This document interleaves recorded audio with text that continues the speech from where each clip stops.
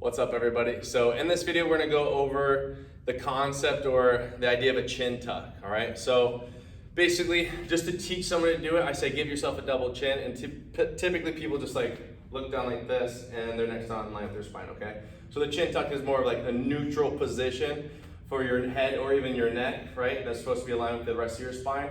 So what I tell people is I just like to glide the head back, or just put your finger on your chin and just tuck it back like this, all right? A few other drills you can do too is you can put them on the ground if they're like this, and you say I'll put my hand underneath their neck, I'm like, try to squish my hand with your neck, and they'll just glide their head back like this, okay? Typically they don't crunch up, right? They'll just tuck their chin, and it's gonna just shift back, right? Gliding back this way. It's not a crunch, not flexion in the spine, it's a tuck.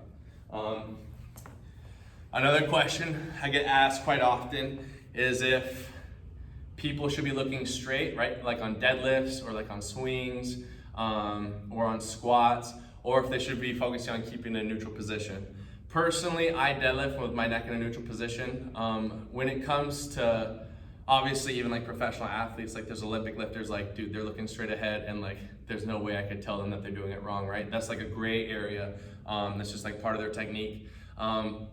Personally, when it comes to coaching people, if someone is brand new, if they have trouble learning a movement, I'll put them in front of a mirror just so they can have the visual, right? If they're visual learners, they have the visual, what it looks like to keep their chest up, their back positioning is good. Then once they have the mechanics of it, like they actually feel it, then I'll coach them into like a neutral position for their deadlifts. When it comes to swings, if it helps out being in a neutral position personally, I don't like the whole like neck up like this because sometimes people get super overactive with their upper traps.